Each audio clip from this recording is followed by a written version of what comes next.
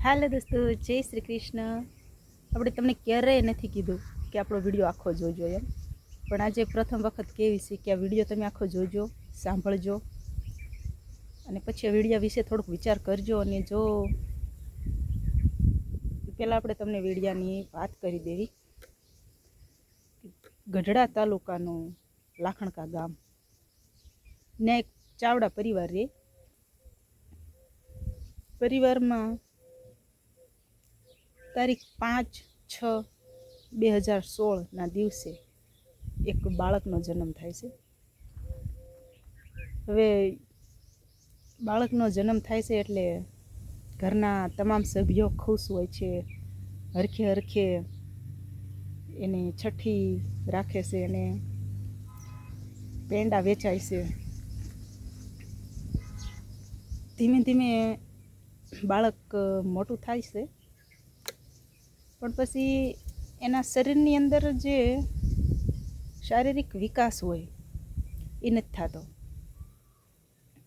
શારીરિક વિકાસ જે તંદુરસ્ત બાળક હોય એ 1 મહિનાનું થાય, 2 મહિનાનું થાય, 6 મહિનાનું થાય. જેમ જેમ મોટું થતું જાય એમ એમ એનું શરીર તંદુરસ્ત બનતું જાય અને શરીર પણ એકદમ પોષણયુક્ત સરસ દેખાતું જાય આપણને. પણ અહીંયા ઊંધું બને છે કે જે બાળકનો જન્મ થાય છે એને હરખનો પાર નથી હોતો. એના ઘરની અંદર દીકરાનો જન્મ થાય છે. દીકરાનું નામ ઋત્વિક રાખવામાં આવે છે અને હરખે હરખે મા બાપ છે એ બાળકને મોટું કરતા હોય છે. પણ જેમ દિવસો ગયા એમ જોયું કે જે ઋત્વિક નામનું બાળક છે એ શારીરિક વિકાસ એનો થતો નથી, માનસિક વિકાસ પણ નથી દેખાતો. એટલે એના મમ્મી પપ્પા છે એ મૂંઝાઈ જાય છે કે આવું કેમ. તો દવાખાને બતાવે છે એટલે એ બાળકને વિકલાંગ જાહેર કરવામાં આવે છે. એ બાળક એવી જ પોઝિશનમાં નાનું જન્મ્યું હોય એ જ પોઝિશનમાં મોટું થાય છે, છતાંય એને ઘોડિયામાં જ રાખવામાં આવે છે, પથારીમાં જ રાખવામાં આવે છે. અને દિવસો પછી મહિના અને મહિના પછી વર્ષો, એમ વર્ષો જતા વાર નથી લાગતી.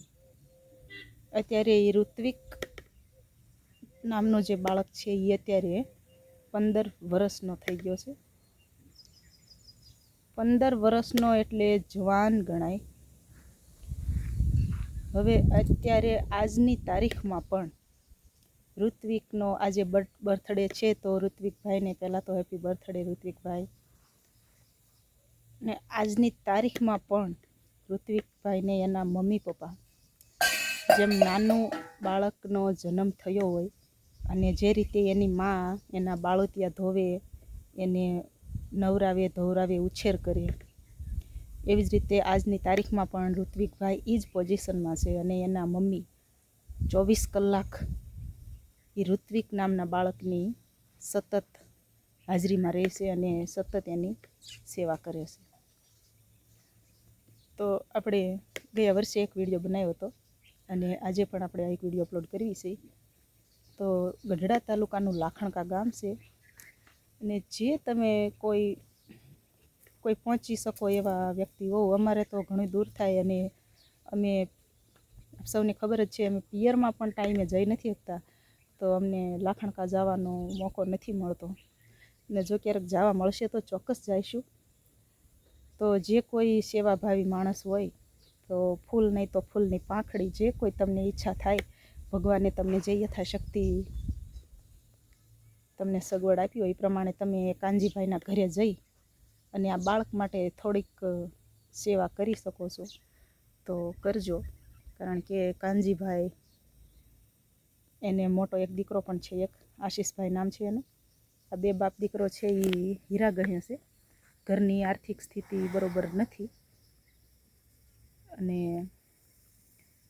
એ કાનજીભાઈના ઘરના જે ઋત્વિકના મમ્મી છે એ સતત ઋત્વિકની સેવા માટે જ હાજર જ રહે છે, ઘરે ને ઘરે જ રહે છે. એટલે એ કોઈ જાતની આવક કરી શકે એમ નથી.